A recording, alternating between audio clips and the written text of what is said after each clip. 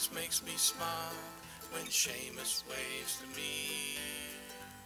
And I love all my friends, you mean so much to me. I'm as Bristol can be. Yes, I love all my friends, you mean so much to me. We're all as Bristol can be.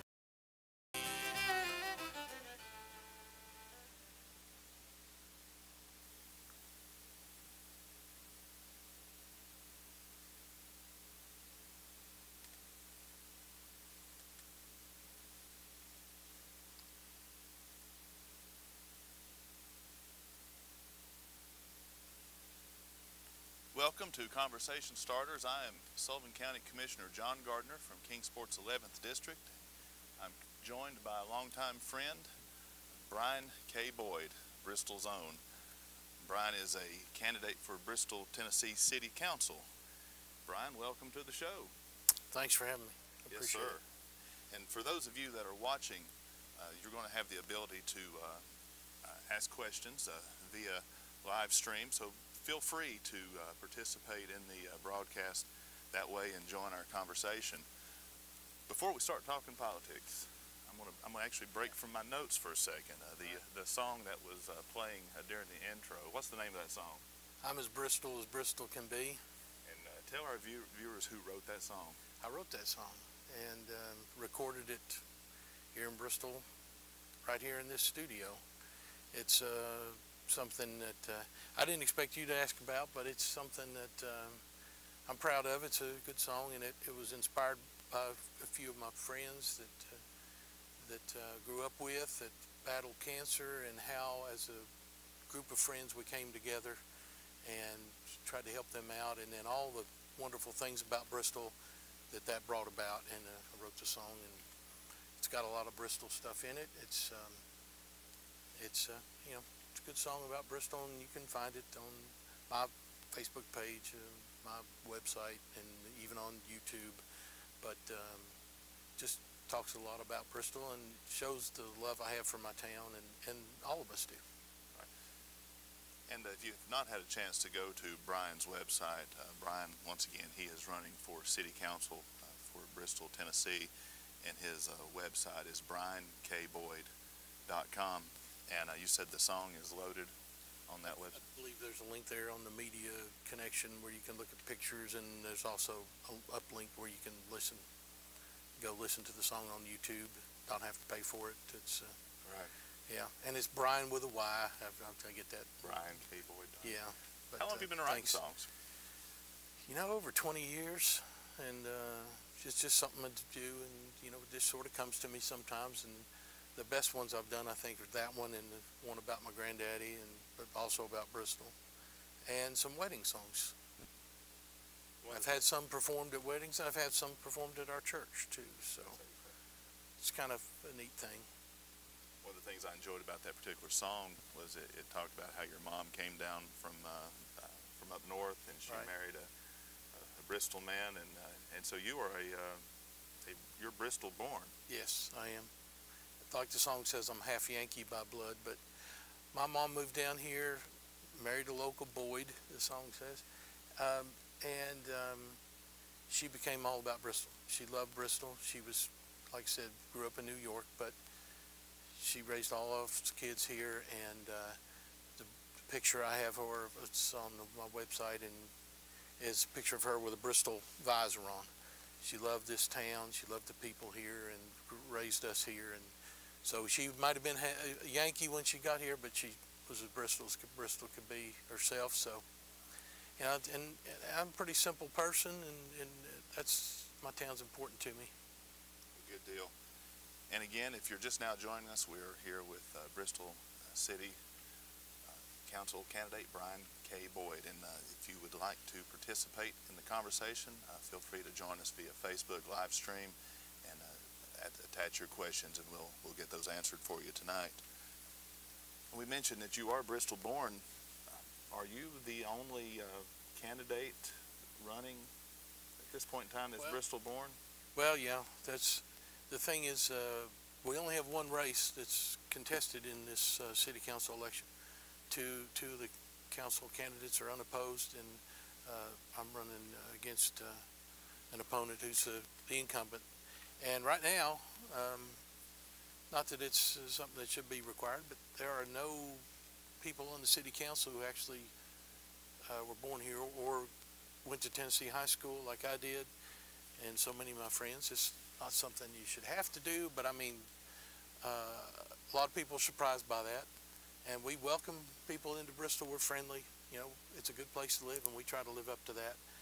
But I do think there's something about having been raised here and knowing lots of people and knowing what our town's all about that helped form my worldview and my values. And I'd like to carry them to city council, and I would be the only person on the council who's a Tennessee High graduate. We talk about Vance Middle School needs to be replaced, and thankfully with actions by the county and others and stuff that we worked on when I was down in county commission with getting some bonds paid off, so now we could have a new bond issue and new middle school. I went to the middle school that needs replacing, so I'm excited about that. That's one of the things that I think, that having that history and knowing what our needs are in this town, it means something. That's where you and I first met, actually, in 2010. That was the year that I went on the county commission. You were had served on the commission before. Right. How long had you served on the commission total? Well, I was on there for 8 years, from 94 to 2002, and I thought I'd done the work I came to do, so I didn't run for re-election, and then because I didn't want to be a career politician, I wanted to just do the job and get gone. And some of the things I did when I got there, and a lot of this got changed before you got there, but I was like stunned to find, and no offense to Kingsport, but when I got on the administrative committee and started looking at the budget, there was Kingsport Senior Citizen Center, Kingsport Library, Bays Mountain Park, all getting money from the county and nothing equivalent to Bristol. Even though we had a library that was serving county residents, we had a park, Steel Creek Park, that actually did not charge county school kids where Bays Mountain was charging. So through my efforts there, I brought people down to represent Bristol, to talk and educate the rest of the commission. So I got a lot of that changed. And of course we had terrible lawsuits between cities and counties, and even our county executive withholding money from our schools in Bristol. We got all that taken care of. We made a lot of changes, and I felt like my job was done, and I was out of it for 8 years. Then I had a lot of people come back and say, we really need you again, and things had deteriorated a little bit, and I went back in 2010 like you did. Now currently you're seeking the seat on the Bristol, Tennessee City Council. If you would guide the viewers through the role of city government in Bristol. Well, I mean, people, as you can, most people know, you've got a 5-person city council. You have it's a city manager form of government, so you have pretty much a CEO type person as the city manager and staff, and the council gives the guidance. It's a little different than in the county, where the county commission actually oversees many things in the budget and stuff, and that are not under the purview of the county mayor. The county mayor only has certain departments, and you've got all these constitutional officers. Whereas in city government, you've got the city manager who's over pretty much all the departments and reports to the city council, and they're like a board of directors, but they've got to give the direction to the city manager and to the staff. It's very similar to when I served on the BTES, the Bristol Tennessee Essential Services Board, where we have a CEO and a staff, and we had a 5-person board of directors. And I was on there for many years and served twice as chairman. It's a similar role there, where you've got to make sure your city manager, or in our case at BTS, the CEO, they're doing their job and their staff's doing their job, and it's the job of the board or city council to set policy and to make sure that they're listening to what the people want and implementing those ideas. What prompted you to make the transition from county government to city government? Well, I wasn't on the county commission anymore. I wasn't on the power board anymore, and I still feel like I have something to give to my town. I have that experience of both of those roles. I've dealt with a lot of city council people over the years, city managers, county mayors, state representatives, state senators. So I know all those players. I've done it. I have the patience. I think one of the things you could attest to, and others that I've served with, is I look at all sides of the issue. I let everybody, if I'm running a meeting, like sometimes when I was over the administrative committee in the county or when I was chairman of the power board, I make sure everybody gets to have their say, and we listen to all sides, and we try to do what's best for the people. And I think that's something that's sometimes missing. Some people think they know it all and they've got all the answers, and they don't listen to the people enough. And that's what I've always tried to do. I got good advice a long time ago. Somebody might be right in your face, arguing about something. They have a big issue. You got to think about all those folks at home who don't even know what's going on. They're trusting you to do the right thing, and that's what I always remembered. And I think I still can do that. I think I can serve that role on city council. Do you feel that there is a disconnect between those that are elected to govern and those that elect them to govern? Well, I think you're always going to have some of that. I think that, in particular here in Bristol right now, I think there's more than, and there should be. We had a recent meeting. We have a big issue in my neighborhood. There is a zoning and business problem with this intimate treasures. And you're probably going to ask me about that. But this particular aspect of it, one of my neighbors went to city council a couple of months ago. They read a disclaimer saying, we may not respond to your public comments right at this time. City manager will look into it, get back to you. He gave a heartfelt plea for help. And a month later, he came back, the same disclaimers read, the same plea, and he said, nobody ever got back to me. Well, that's just not acceptable. And now there was apologies, and one of our city councilmen, Lee Powers, at a forum we did, said we should own this. This is a problem we didn't handle well. So I think, yeah, they need to be talking to them. I've talked to a business owner downtown who's just trying to get a sign up on State Street to directionally point down to the other businesses. He said he's been asking for it for 3 years. Across the street, a friend of mine has a business and he said he's been talking to the city and they plan to make that street a destination, which I think is a great idea. But everybody on the street ought to know that. It's not a big thing, but it's more communication. We need to be talking more to our people and not having them wondering what's going on. Are the people in the city fully informed on the day-to-day business of the workings, and what is a possible method to bridge that gap, if not? Well, I think they do some things that are well. I mean, you can watch city council meetings online. I've done that, and a lot of people do that. That's a good thing. But I still think there's things that fall through the cracks, like the one I was talking about, the downtown issue. Certainly the thing on the intimate treasures, that the people don't know what has been happening or why certain decisions are made or not made or just there. And other things like projects in town, like when are they going to happen, like a road project, or why one that looks like it's unfinished is never going to be, like downtown where they took out a bridge and a lot of people are waiting for it to be rebuilt. It's not going to be, and people still don't know that, and just things like that. But you're never going to be able to get everybody informed all the time. People are leading busy lives, and I think we have a good staff in the city and good city manager, but I think it's incumbent on the council members to be the people talking to the citizens and keeping them informed. And that's what I will do if I'm elected.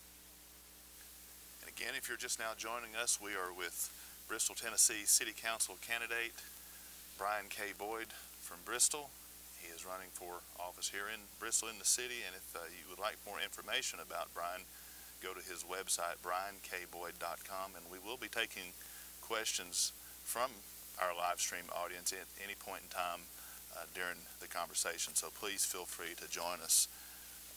But you and I have always agreed that it's not government's role to create business and jobs, but it is definitely government's role to create an environment that is business friendly, Right. and create an atmosphere that promotes growth. Uh, what are your thoughts on regulations that put a stranglehold on business, that tells a business you'd be better off to go somewhere else if you want to practice? Right. Well, yeah, as you said, I'm a conservative. I'm pro-business, and I want to loosen up regulations. See, of course, you want good environmental regulations, but I mean, the state handles that, the feds handle that. Sometimes the local regulations can be too onerous. I'll give you an example. I spoke to a business owner who would like to improve his property, make it look nicer, but was told, well, if you're going to make any changes, because you're grandfathered in now, if you make any changes, the changes you have to make, he said, were way too expensive, would cut down the amount of property used for his business, and it just doesn't make any sense. So it's the stated aim of making it more beautiful is not being met because the regulations are so onerous and so expensive that the incentive for the business owners to do nothing. So then we got to disconnect. We're asking too much and making it too expensive, and we're not getting our goal of trying to beautify the property or the highway. So we've got to go look at those kind of things. Also, we need to do, for economic development, we need to do all the things to make it business friendly. We need to make it easy to get permits. We need to make it easy to work with people when they want to build something. It kills me when I hear somebody say, oh, well, you know, it really worked well in this town, but it was tougher in Bristol. You want to have a balance where you're looking out for the whole town. You don't want to have companies that come in and lay waste to property, but that doesn't happen anymore. We need to have common sense regulations so we can have business and we can grow business. And we don't have, for example, another example, business that has trees that were required by the city, but they get big enough to where you can't see the business. We can't cut the trees, not allowed to. So he cuts them back so small, they're not very pretty, but they meet the regulations. So again, your stated aim is not happening right, and you're not being friendly to the business. So that's something I would look at. And you mentioned zoning earlier.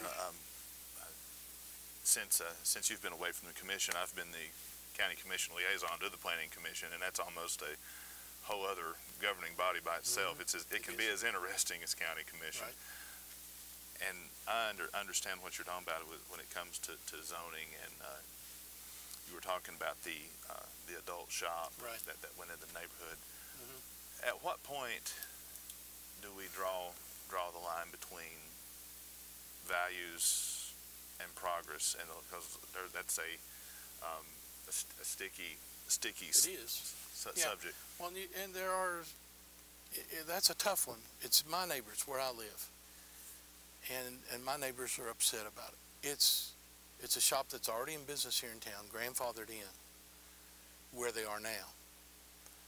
And the problem really is not zoning. The problem is the regulations on adult-oriented establishments.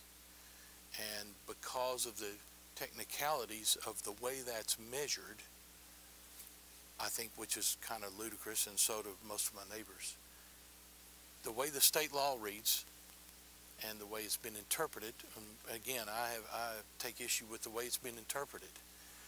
But it's kind of complicated, but it gets down to the fact that if more than 51% of your inventory is non-adult establishment, then you can say you're not an adult establishment. But inventory can be manipulated. Any businessman knows you can have more inventory than you need if that helps make you a non-adult establishment. So that's what's happened. It's a B3 zone. The zoning didn't even have to be changed. What I think is wrong is that the business is being able to say they're not an adult establishment when clearly that's what they are. But the technicality and the way the city interprets the rules, they're able to sneak through as an apparel business. But this is where I think our city's failed us, The state law allows, if you read the state law, it allows counties and cities to have more restrictions than the base restrictions in the state law. And our city hasn't done it. Even though we had one of these establishments in our town for many years, and in Bristol, Virginia, they had a problem with a similar type business that was more of a problem. So it's not like it hadn't been around. And our city governments had plenty of time to make further restrictions, which are allowed in the state law, and they haven't done it. So the business owner is totally within his right, within the law, to do what he's doing. It's just that the only reason until now, until if this building does go through, the only reason people would turn in that street to go into Sunnybrook is to go home. There's nothing up there but one church and a lot of houses. And it's on the Volunteer Parkway, so it's a busy street. I understand the businessman's desire to be on a busy street, but I think our city let us down. Currently, one of the neighbors is have a lawsuit to fight it from another angle of the covenants of the subdivision. I don't know where that stands right now. Judge says there wasn't enough evidence to move forward recently, but it's not settled one way or another, as far as I can tell. It's complicated, and I understand some people in the city, other parts of the city may say, what's the big deal? But it really bothers a lot of my neighbors that are close to it, and it really shouldn't have been. It should have been something that somebody should think about. And you know, this is being in government. It's your job to think of the what ifs. It's one thing that I did, I think, when I was on county commission, when I served before the power board. Whenever you're about to make a decision, what could go wrong? What are we not thinking of? What are the unintended consequences? And what is right in front of your face? We've had the business like this in town that would not comply if it was like it is now. And I think they let us down by not foreseeing this and having better restrictions. As I had mentioned earlier, we are live and we are able to take questions from our viewing audience. And are you ready to Sure. tackle a question or two? Sure. Our first question comes from Laurie B. And her question is, will City Council address the poor sidewalks as part of the infrastructure upgrades? So what's the answer to Laurie's question? Well, if I get there, we will. I talked to a resident the other day in a historic part of town where the sidewalks are in bad shape. And so that's something I think once you have them, you build the road, you maintain it. You build the sidewalks, you should maintain it. And people who walk on those streets, who run or go take their kids out in a stroller, they should be safe. Now, I know some of that is done through grants and through state funding, so I would work to try to maximize whatever we can on grants.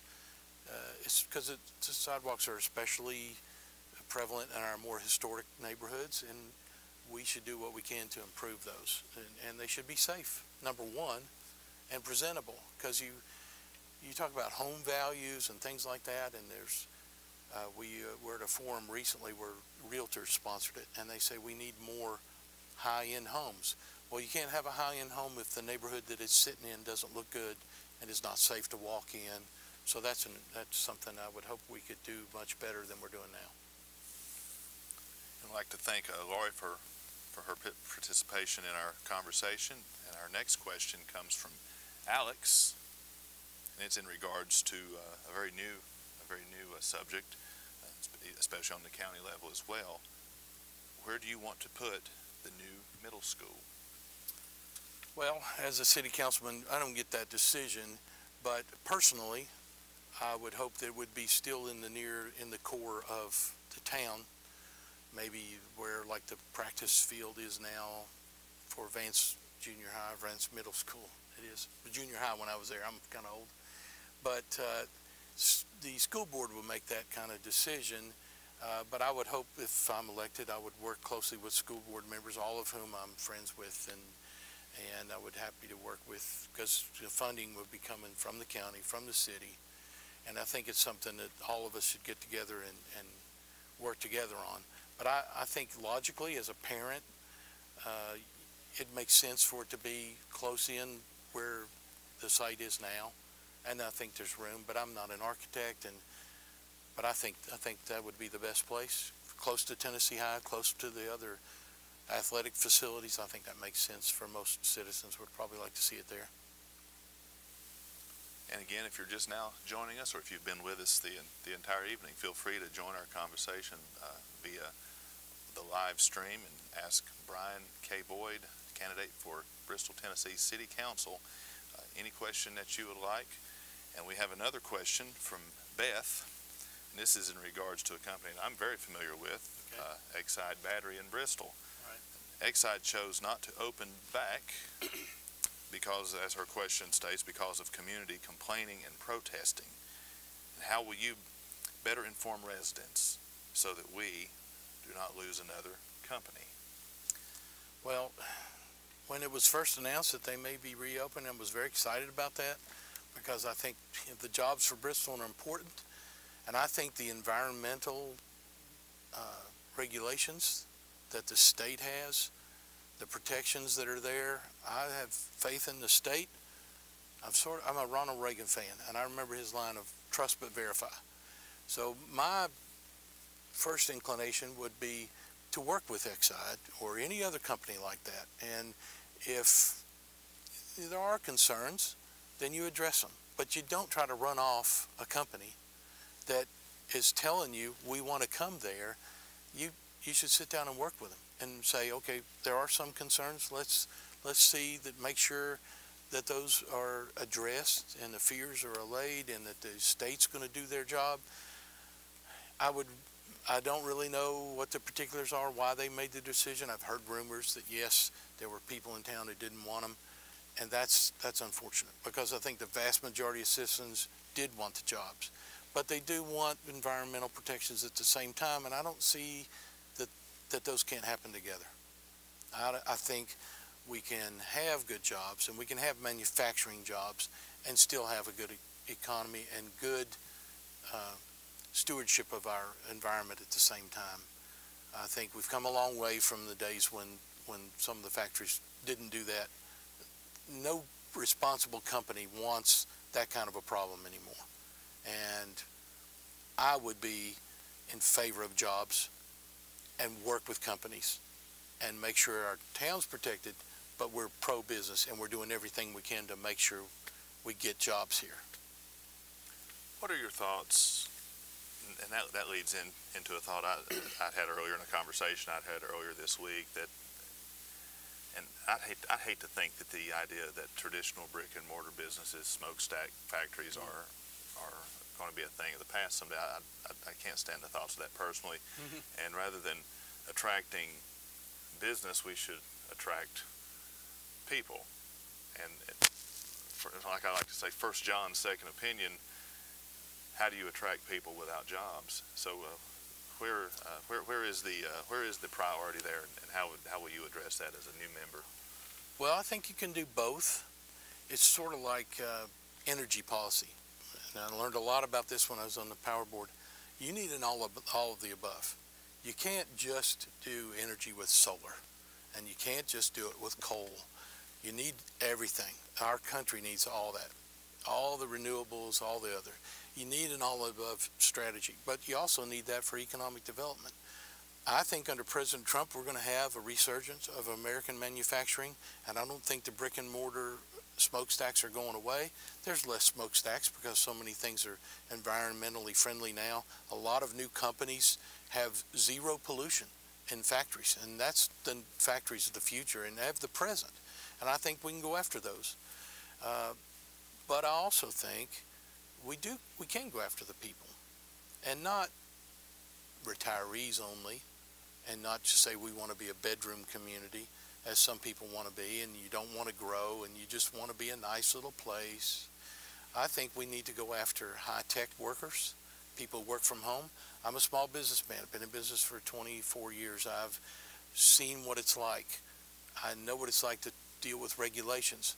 But I'm in the computer industry, and I could probably work from anywhere. But I choose to stay here in Bristol because we have the amenities.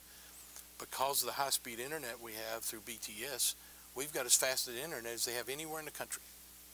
Even the Google Fiber they put out at Stanford University.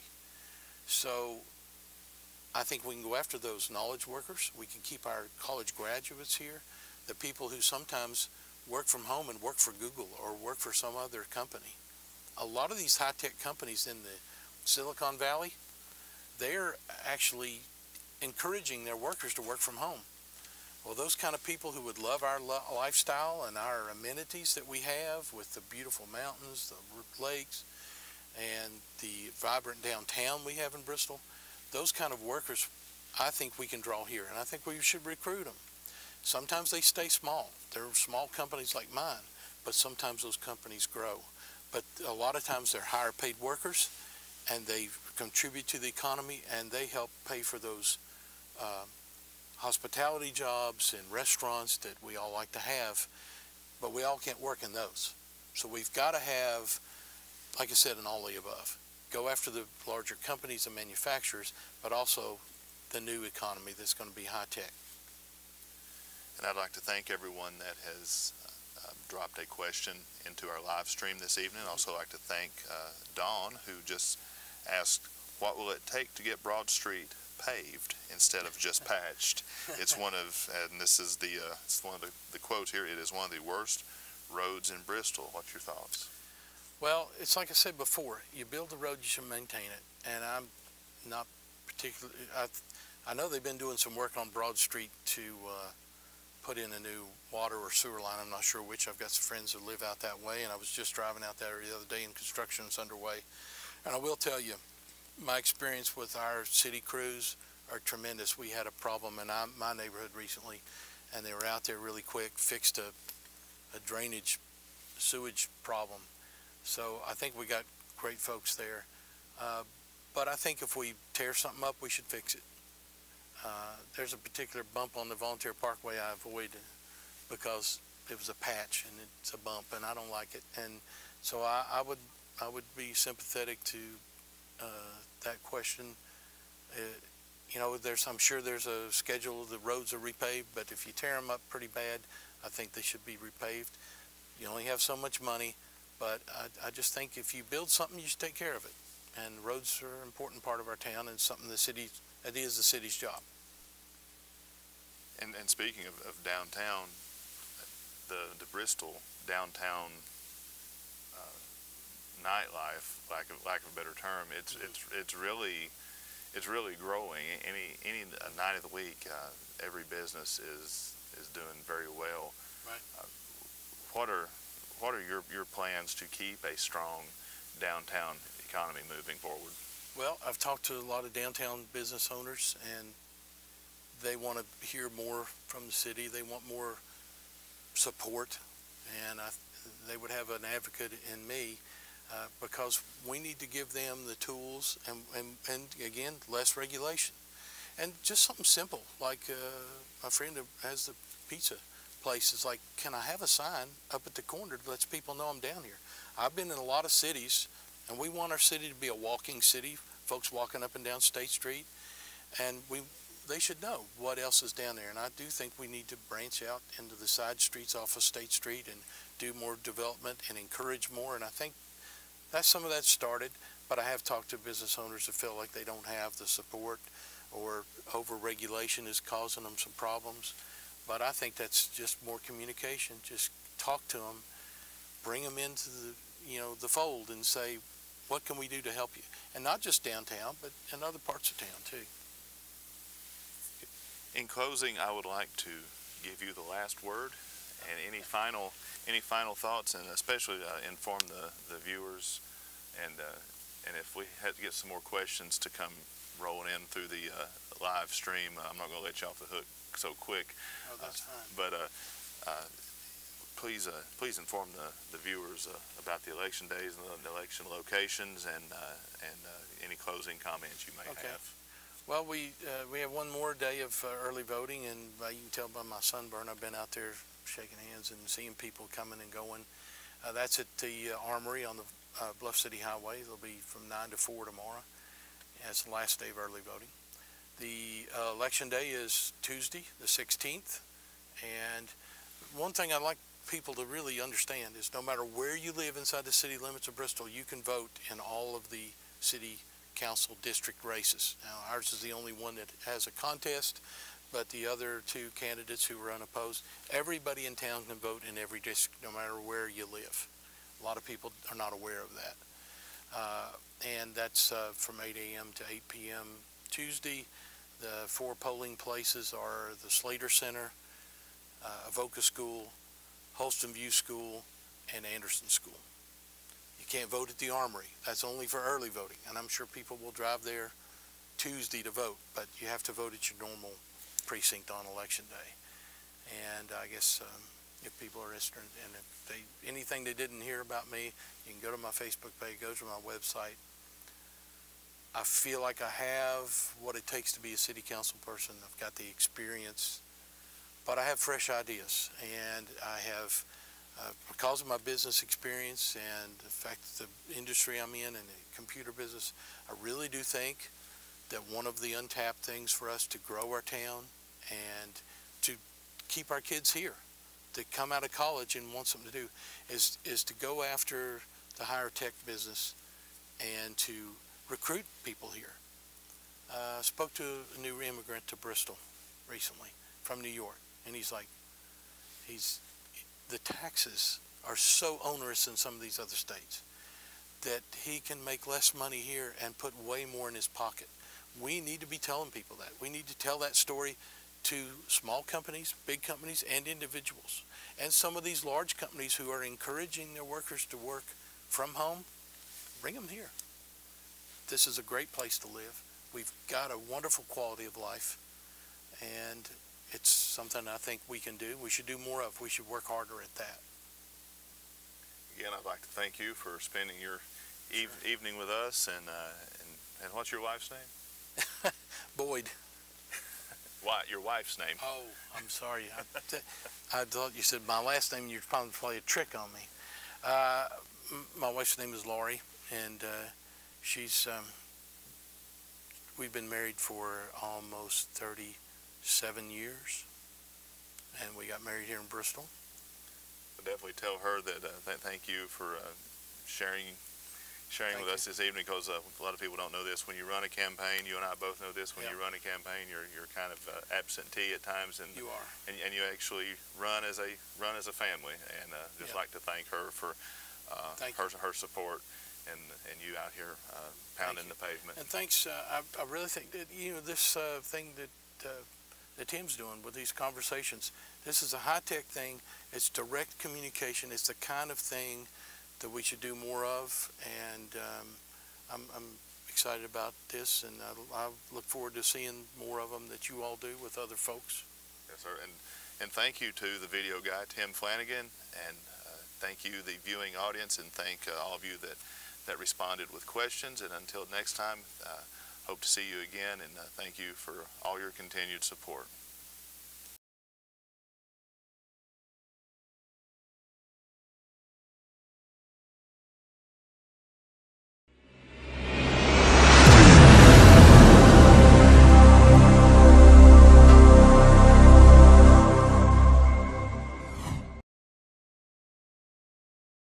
Kindly coming round so I could sing this song about Bristol, my hometown.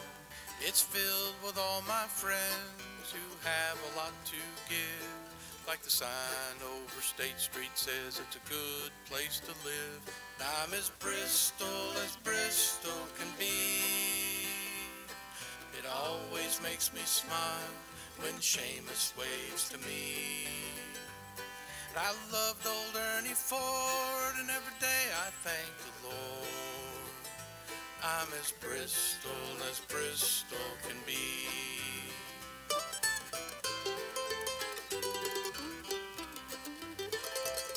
I failed when I tried to